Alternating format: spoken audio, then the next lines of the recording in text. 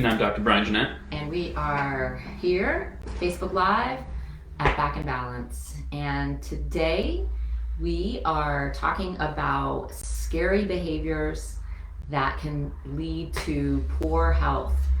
So this time of year, it's very, very important to keep your immune system nice and strong. And that is our theme this month, is immune health and how you can strengthen your immune system, all the things that you can do. And today's conversation is all about that.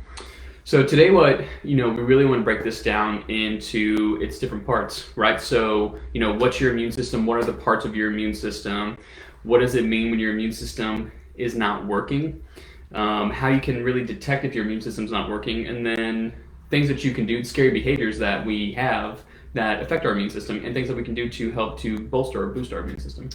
So your immune system is made up of organs, cells, that it's very complex what your immune system is responsible for at any given moment, but your immune system is working all the time.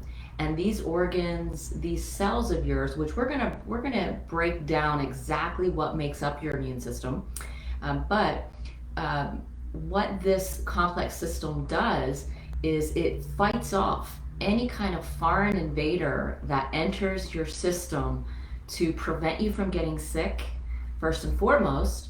But if you are sick, it is responsible for fighting this bacteria, this virus, this foreign invader, so that you can get well. And of these cells and of these organs that this complex system is made up of, probably the most common, the most popular that people know about are the white blood cells, right? So these are the white blood cells that work against these harmful bacteria, harmful viruses, and they actually help to attack and destroy these germs, and they keep you healthy. There are many different types of these white blood cells, and the way that these work are, an invader comes in, your body recognizes these types of bad bacteria, bad viruses as invaders, and your body kind of muscles up this army, if you will, and it creates multiple duplicates of these white blood cells to help to attack that specific germ or that specific virus. The next part of your immune system are your lymph nodes, and you have hundreds of these lymph nodes throughout your body. You have them in your neck, your head, your armpit, your groin, and they are responsible for filtering out foreign invaders that get into your system so that you don't get sick. So when you find a lymph node, and it happens often where a patient will come in and they'll feel a lump in their neck because you have a chain of these lymph nodes running down the front of your neck, on the front of the SCM muscle, behind the SCM muscle, up along the base of the skull. And sometimes those lymph nodes can get swollen when they're working, and it will alarm a patient because they'll feel that lump in there. And when you're feeling that, and that lymph node is swollen and tender, then your immune system is working. It's doing what it's supposed to be doing. It's collecting all of that information, that foreign invader, and it's filtering it out to keep you well.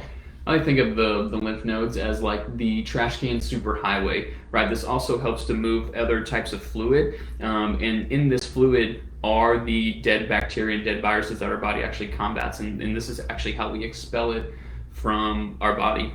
The next, probably one of the most important organs that we have, which surprisingly you can actually live without, is your spleen. Now, primarily your spleen's role is to create and store new red blood cells, but it also helps to store white blood cells. So in those blood cells, we don't always want white blood cells circulating through our body, but we always need them just in case, we cut our finger, cut our toe, step on a rusty nail or something. So our body stores those in our spleen. The next part of your immune system, which is probably one of the most common organs, are going to be your tonsils and your adenoids. How many of you listening to this right now have had your tonsils taken out? Raise your hand or give us a comment down there. These glands are very important. They're part of your immune system, and they're located, of course, in your throat and nasal passages. And what they do, being located there, is they're responsible for trapping those foreign invaders that enter your system. And they have the capability to produce antibodies so that they can help you fight off this virus or bacteria that comes in. So very, very important. If you don't have them, that means you have to help supplement your body in other ways to keep yourself healthy. The next type of cell or organ that we want to talk about is something called your thymus gland. Now, everybody has this type of gland. It actually sits right underneath, right behind your breastplate or your breastbone. That's right there. The purpose of this thymus gland is to store and remember these types of viruses and bacteria that enter the body. What they do is they actually create something called T cells or killer T cells. And this is actually one of the most important defenders that we have in our entire body. Anytime that we have a foreign invader, a cell, a bacteria, a virus that enters the body, that's can be very, very taxing. Think of like the coronavirus that we're dealing with right now. It is the job of the thymus gland to create T cells and to store that information. So if we ever contract that virus or bacteria or invader again, our body can quickly respond and send soldiers into action. Yes, yes. Another part of your immune system that may not be so common to a lot of people is your bone marrow. So your bone marrow has stem cells, and it's the center of your bone, which is that spongy material. And these cells, they develop into red blood cells, plasma cells, and a variety of white blood cells. So your body at any given time, your bone marrow is producing white blood cells, pushing that out into your bloodstream to help you fight off foreign invaders. The other type of immune system defense that we have is actually right on top of our skin, right? So it's our skin, it's our mucosal membranes, and it's actually some of our hair as well.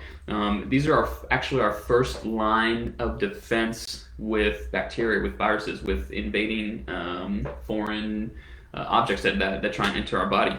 And like I said, the skin is the absolute first line of defense. It prevents germs from getting into the body, and if they do get into the body or do get on the body, our skin actually can produce certain types of oils that can help to, or secrete certain types of oils that can help to destroy these bacteria, and it creates a defensive immune system, right? Kind of like a bubble shield all throughout our body. The other thing that we have is, like I talked about, is our mucosal linings, or I talked about hair, so like the hair in our nose, right? These help to trap foreign invaders, whether they're dust particles or dust mites or some sort of pollen that we might be allergic to, that we have an allergic reaction to. These are so important in helping to mitigate a lot of the responses that are the body, the internal body, our blood cells, our white blood cells have to take, or our lymph nodes have to work into overdrive, or our spleen kicks in. So it's very important for those. The next part of your immune system is probably, it's all very important, but this one is really, really important because we tend not to be so good to ourselves this time of year with trick-or-treat and candy and the holidays and everything that we're eating. But our stomach and our bowels, that is part of your immune system. And in your stomach, you have acids that kill bacteria on the spot. You also have good bacteria, beneficial bacteria in your bowels that can kill bacteria as well. So that's a really, really important part of your immune system. And keeping a healthy gut by keeping a healthy diet will strengthen your immune system. So what does it mean when our immune system is actually working properly, right? We don't have to tell our body to automatically, we don't have to tell our body to start fighting a cold virus or a flu virus or Thank whatever. God. I know, right? That's way too much work. Squirrel. We don't have to tell our body this. And when we have a foreign invader, right, your immune system automatically kicks in, and if it's working properly, it's going to help to secrete these immune cells that we just talked about. It's going to help to wall off and to trap a lot of these foreign invaders, and then your body automatically fights it and disperses these foreign invaders. And if this is working perfectly, this works at 100%, then we don't even know that it's happening. If we do know that it's happening, we might have that, you get that feeling that you think you're coming down with something. You go home at the end of the day like, man, I feel tired. I think I might be coming down with something. That's your body's way of signaling to you that it is working very hard to fight against one of these foreign invaders. So that is, as you can tell just from what we've been talking about over the past 10 minutes or so, is how complex your immune system is, what it's made up of, and what needs to happen when it's working properly. So this system, it can go awry, and many things can affect it and alter the way that it functions. So when your immune system is not working properly, what happens is these organs, these glands that we just mentioned, cannot fight, cannot attack this foreign invader that enters your body correctly, whether it's an infection, a type of bacteria, or a virus. The immune system cannot produce the cells that it needs to properly attack that invader. Another problem that can happen with your immune system is that, say it does attack that foreign invader and it kills it off, but for some reason your immune system is unhealthy, the glands of your immune system are unhealthy, and the immune system can't turn itself off. So now you have a problem where you are attacking yourself. Your body is actually attacking itself, and this is how you develop an autoimmune disease or allergic reactions. Now, here's the problem with autoimmune diseases. An autoimmune disease is not diagnosed until the actual disease has started, it's running rampant, and it's already it's on a rampage, right?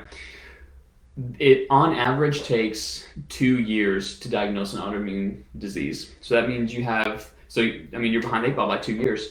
You have 2 years where your body is working against itself, and it's now gotten to a point where it can actually be diagnosed as a disease. Now, this is a problem in my head, in my mind, that this is a problem.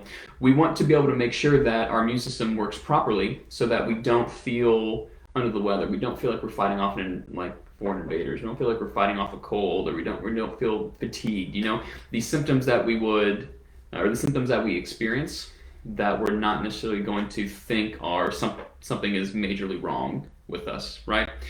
So if we can help to bolster our immune system in a proper way so it fights off these foreign invaders that are bad for us, instead of fighting off our own body's cells, we're much better off. For sure. So, this is a really good analogy to think about, and I'm gonna make it really simple so that this stays with you. Is that many of you have had a garden before. You've planted something, whether it's a vegetable garden, a flower garden, and you know that you have to have healthy soil in order for your seeds to take root. And everything has to be perfect for that, right? The pH of the soil, everything in it has to be just right. That's the same thing with your body. In order to stay healthy, we have to keep our soil, our internal environment, really healthy in order to fight off, in order for our immune system to work properly. So we don't just get sick when somebody is next to us and sneezes on us and is carrying a bacteria or a virus. We get sick when our own immune defenses are down, when that soil is not at its best, and that bacteria lands inside of you, or virus lands inside of you. And if you are unhealthy, which we're going to talk about the scary behaviors to avoid, but if you are participating in all these scary behaviors, when that germ lands inside of you, it will take root and you will get sick if the soil is right for it. Okay.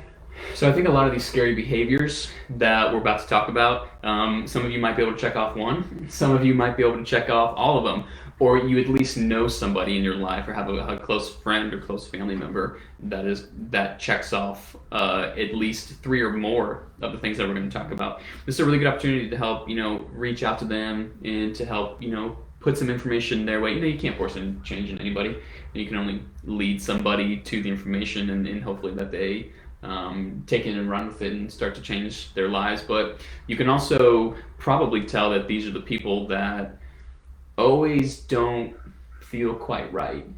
They always feel like a little foggy. They always feel like they can't wake up. Tired. Tired. Always getting sick. Oh, always getting allergies. sick. Yep. I have allergies all the time. Sinus infection. You've had a sinus infection for the last like 6 months. What? Yeah. What's going on? Right? Your immune system's weak. Yeah. That's what that means. It's a dead of winter. You shouldn't have sinus infection right now. Yeah. So the first scary behavior that we're going to talk about, which I think everybody on here would be like, yeah, that's definitely a scary behavior, is smoking, right? Particularly the nicotine from the cigarettes that we get, or chewing tobacco, or any other source of nicotine, vaping, that weakens the body. Primarily what this does is this actually sucks up all the vitamin C that our body has. And the vitamin C is, everybody knows it, there's those emergency little shaker powder packets or whatever to help boost your immune system during cold season. Well, smoking is zapping every last ounce or every last gram of vitamin C in your body. The next scary behavior to avoid is being overweight, and definitely obesity. Simply being 30 pounds overweight, you are considered obese. And this is very taxing on your body. So this will definitely weaken your immune system. Going off of that, I know there's a lot of people that think that they aren't overweight or aren't obese, but the way that we actually calculate the obesity is actually fat-free mass or muscle mass. So even if you are quote-unquote a normal range weight for your age and your height, if you lack muscle mass, then you can still fall into that overweight or obese category. So one of the ways to help increase your immune system along with maintaining a healthy weight is to move more, get outside, move more. One of these scary behaviors is that we just have a lack of movement, right? Regular aerobic exercise helps the body to fight these illnesses, helps the body to fight these viruses and bacteria. Helps to circulate your blood more, helps to fortify your immune system, helps to fortify your lungs and your heart, right? And which we all know that can, have great benefits on your immune system. Yeah, definitely. And specifically speaking about diet, having a poor diet is definitely a scary behavior, because healthy foods can actually help your body make more white blood cells, which can help you fight off these foreign invaders. So things like fresh fruits and vegetables, I know you've heard this before, but nuts, your raw foods, don't cook the foods as much. Make sure you get plenty of plant-based foods as well. You get a lot of zinc, you get a lot of magnesium, you get that vitamin C that we were talking about, you get a lot of that calcium, you get a lot of that manganese, and these are all these micro nutrients or micro minerals that really help to fortify our immune system that we don't get with processed foods, that we don't get with fast foods like McDonald's, or maybe like a Subway sandwich or something, or like cold cuts, or cheese, what have you. We don't get that in a lot of these processed foods. Yes. Yes. Oh, sorry. Oh, I was just going to jump to one of the next ones, which I happen to be very passionate about, is being sleep deprived. That's definitely a scary behavior in a lot of ways. You don't want to be around me when I'm sleep deprived. No. But this can prevent your body from making the proteins that you need to help fight off the viruses and bacteria that enter your body. So getting enough sleep is going to help your body become healthier and strengthen your immune system. One of the things that helps us to not get enough sleep is alcohol. When we consume alcohol, can we consume too much alcohol? Not even in moderation, but just kind of alcohol, period. What it does is it reduces your body's ability to fight infection, reduces your body's immune system for up to 24 hours. When we actually consume alcohol closer to bed, it's going to actually raise our body temperature, which is then going to cause us not to sleep as well. It's going to cause us not to sleep as long. So you drink alcohol, you lower your immune system. You drink alcohol closer to bed, you reduce your ability to sleep, and then you reduce your immune system twofold. Yes. Another scary behavior is being stressed out all the time. We're not under stress right now as a nation, as individuals. Not at all, right? We're not built for this kind of stress on an ongoing basis. We are in short spurts, and that is okay. Our immune system can handle that. But when you live your life day in and day out in that fight or flight response, where all of your immune glands are pumping out all the steroid hormones nonstop, eventually something's going to give. And that's going to be some of your glands, namely your adrenal glands, your spleen, your thymus. They are not going to be able to keep up with the demands of your body when you're under an extreme amount of stress. And doing this day in and day out will affect your sleep, will affect your ability to create those proteins that help you build more white blood cells, that help you fight off all these foreign invaders. Absolutely. When we're stressed out, a lot of the times it's because we're working too much. We're not sleeping enough. We have, poor relationships, whether they're friends, families, spouses, coworkers, loved ones, whatever the case may be. One of the things that we can do to de-stress is two things. One is just to get outside, right? Right now, we're experiencing fall in Western North Carolina, and this is literally one of the greatest times of year in Western North Carolina. And you got the leaves, you got the beautiful weather, you have the sunshine. That feeling of just being out in nature can actually help to reset your internal clock, right? Helps to kind of energize these special cells called the T cells that we were talking about, that we can, fight off infection. Helps you breathe better, right? You're not breathing the same old dusty indoor air. You're out in nature getting fresh air, getting this circulation of fresh air. And it helps you get vitamin D, because vitamin D deficiency is one of the other scary behaviors that lead to immune system weakness and sickness. This is a proven fact. There's so many research articles out there now that show that vitamin D deficiency is linked to your immune system and your immune health or ill health. And that is one of the reasons why we call it flu season. When we start approaching October, November, December, it gets colder, we're inside, we're covered up. Not as much sun exposure. Yes, our body's not hitting the sun. So one of the best things that you can do this time of year, when you're not outside as much, if you can't get outside, is go outside at least 15 minutes a day and expose your skin to the sunshine so that you can produce vitamin D naturally, which will boost your immune system. Right. One of the things about vitamin D is actually, it's called a vitamin, but it's actually classified as a hormone, right? So it helps us create all the stress hormone, right? Our sex hormones, right? Blood cells, everything, all the bones, all the chemicals in our brain, all the neurotransmitters in our brain, that can help to balance our anxiety, balance our depression, balance our good moods, right? So it's so important. One of the things that actually helps to unbalance us, does the exact opposite of vitamin D, is being over medicated, right? There are definitely certain types of medications. A lot of these medications actually that treat autoimmune disease, that are immunosuppressant, or they call them biologics, that actually shut down and suppress your immune system to the point where your body stops fighting itself, but it also stops fighting every other foreign invader that comes in. So it makes you much, much more susceptible to being sick. I know when this whole stay safe, stay sheltered, wear a mask, don't go outside if you have, in your high risk category of having an autoimmune disease.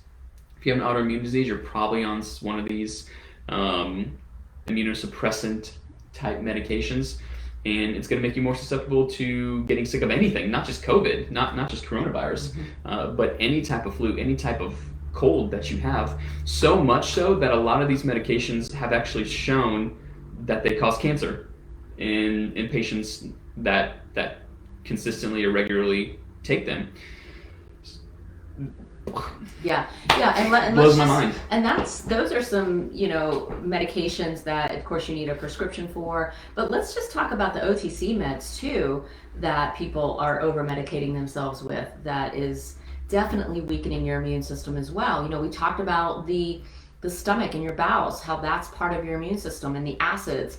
And so some of these over-the-counter medications that people are taking Destroy your gut lining. just in case I have a headache, or just in case I get cramps, during my cycle this month, or just in case I have arthritis, aches and pains, is actually altering your stomach acids, and it is weakening your immune system and eating away at your gut lining. Mm-hmm.